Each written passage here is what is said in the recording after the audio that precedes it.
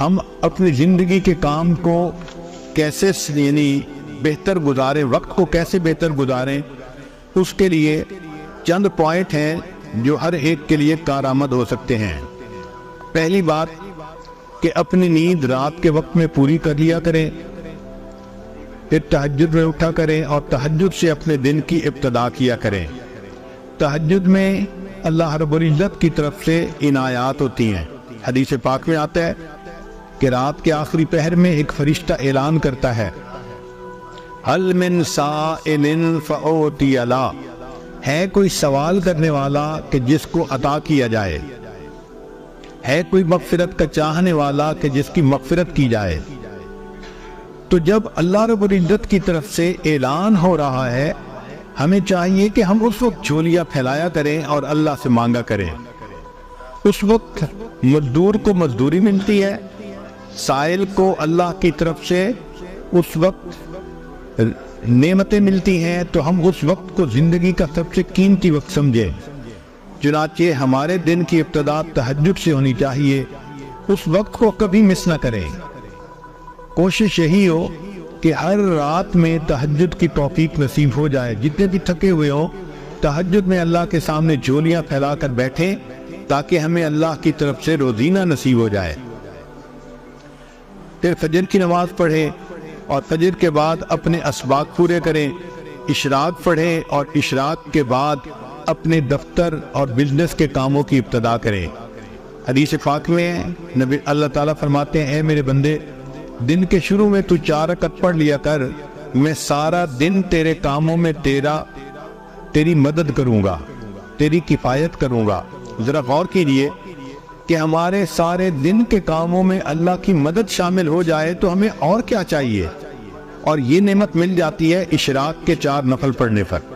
اور اشراق کی نماز ہوتی ہے جب سورج طلوع ہوتا ہے، تقریباً 20 منٹ کے بعد انسان 4 رکعت پڑھ سکتا ہے۔ تو دن کے شروع میں یہ 4 رکعت پڑھ لیا کریں تاکہ ہمارے دن کے ہر کام میں اللہ کی مدد ہو۔ عورت ہمیشہ یہ چاہتی ہے کہ جی میرے کام میں میرا تعاون کرنے والا کوئی نہیں، میں اکیلی ہوں، میں گھر میں ایک ہی ہوں۔ بھائی آپ اللہ کو اپنا تعاون کرنے والا بنا لیجئے۔ دن میں اشراق کی نماز پڑھنے پہ اللہ تعالیٰ آپ کے کاموں میں آپ کے کفیل بن جائیں گے، آپ کی کفایت کریں گے۔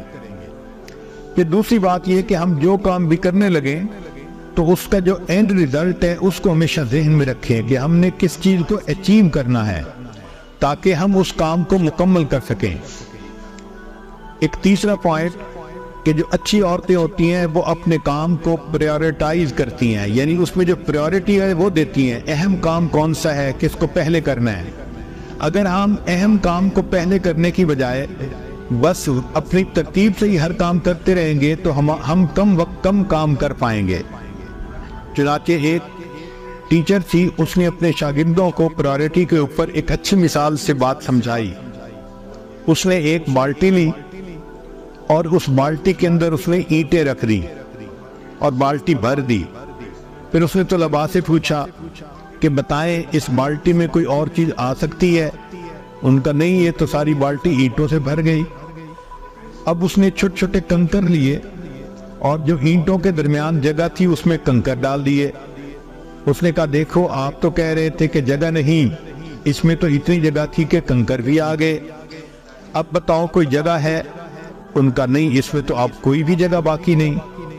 اس نے مٹی اور ریت اٹھائی اور ان کنکر کے درمیان جو چھوٹی چھوٹی جگہ تھی اس میں ریت ہی بھر دی اور کہا کہ دیکھو آپ تو کہتے تھے کہ کوئی جگہ نہیں، اس میں اتنی ساری ریت بھی آ گئی اسی بالٹی میں۔ پھر اس نے پوچھا بتاؤ اس میں اور جگہ ہے؟ تو طلباء نے کہا کہ نہیں، اب تو کوئی جگہ نہیں بچی۔ اس نے پانی کا جگ لیا اور اس بالٹی کے اندر ڈالا، چنانچہ اس پورا جگ یعنی پورا پانی کا جگ بالٹی کے اندر آ گیا۔ اس نے کہا دیکھو ابھی اس میں اتنی جگہ باقی تھی۔ پھر اس نے کہا کہ اچھا بتاؤ کہ آپ نے کیا سیکھا؟ انہوں نے کہا کہ ہم نے یہ سیکھا کہ آپ اس میں جگہ بناتی ہی چلی گئیں۔ اس نے کہا نہیں، اس میں نے تمہیں یہ بات سکھانی تھی کہ پریورٹی اصل چیز ہوتی ہے۔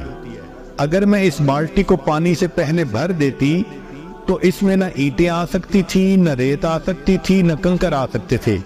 میں نے پہلے اینٹیں ڈالی، پھر اس کے بعد کنکر ڈالے، پھر اس کے بعد ریت ڈالی، پھر پانی ڈالا، تو یہ ساری چیزیں آ گئی۔ تو ہمارے وقت کی بھی یہی مثال ہے کہ اگر ہم پریورٹی کے بغیر کام کرنے لگیں گے تو کام نہیں کر سکیں گے، اور اگر پریورٹائز کر لیں گے تو دیکھیں ایک کام کے اندر دوسرے کا وقت نکل آئے گا، دوسرے کے اندر تیسرے کا، اور ہم کئی سارے کاموں کو ایک وقت میں کر سکیں گے۔ آج ہماری زندگی کا ایک بڑا مسئلہ ہے کہ ہم وقتی کاموں کے پیچھے لگ کے اصلی کاموں کو بھول جاتے ہیں۔ اصلی کاموں کو کہتے ہیں امپورٹنٹ ورک، اور وقتی کاموں کو کہتے ہیں ارجنٹ ورک۔ جس عورت کو دیکھو ارجنٹ ورک میں لگی ہوتی ہے، امپورٹنٹ کام کو بھول جاتی ہے۔ چنانچہ ہماری توجہ ساری کی ساری ارجنٹ کاموں پہ ہوتی ہے، اس لیے کہ وہ نظر آتے ہیں، اور جو امپورٹنٹ کام ہوتے ہیں وہ کئی دفعہ فوری نظر نہیں آتے۔ مثلاً اپنے مقصد کو سامنے رکھنا یہ امپورٹنٹ کام ہے، اور وقتی ضرورت کے پورا کرنا یہ ارجنٹ کام ہے۔ وقتی کاموں میں سے کال اٹینڈ کرنا یا سیل لگی ہوئی ہے وہاں سے کچھ شاپنگ کرنا یہ وقتی کام ہے، اور جو امپورٹنٹ کام ہے وہ ہے بچوں کی تربیت کرنا، خامن کو خوش رکھنا، گھر کے کاموں کو پورا کرنا، اپنے نفس کا تزکیہ کرنا، یہ امپورٹنٹ کام ہے۔ اب ہوتا کیا ہے کہ ارجنٹ کاموں میں لگ کے عورتوں کو نماز کی بھی فرصت نہیں ملتی، گویا امپورٹنٹ کاموں کو بھول جاتی ہیں۔ سکسیسفل پرسن وہ ہوتا ہے جو امپورٹنٹ کاموں کو یاد رکھتا ہے اور ان کو بھولتا نہیں۔ چنانچہ 3 لفظ یاد رکھیے، 3 سٹیپ ہیں کامیاب زندگی کے: اپنے کاموں کو پریورٹائز کرنا، دوسرا ان کو آرگنائز کرنا، اور تیسرا زندگی میں ایک ڈسپلن پیدا کرنا۔ سبحان ربی العلی وحب اللہ وصلی علی سیدنا محمد وعلی آل سیدنا محمد وبارک وسلم۔ اے رب کریم، ہم آپ کے عاجز مسکین بندے ہیں، ہمارے گناہوں کو معاف فرما، خطاؤں سے درگزر فرما، عیبوں کی پردہ پوشی فرما۔ اے اللہ، جو گناہ ہم نے دن میں کیے معاف فرما، جو راتوں میں کیے معاف فرما، جو محفلوں میں کیے معاف فرما، جو تنہائیوں میں کیے معاف فرما۔ اے اللہ، جو گناہ یاد ہے وہ بھی معاف فرما، جو کر کے فرما۔ اے اللہ، معصیت کی ذلت سے محفوظ فرما، اور ہمیں طاعات کی عزت نصیب فرما۔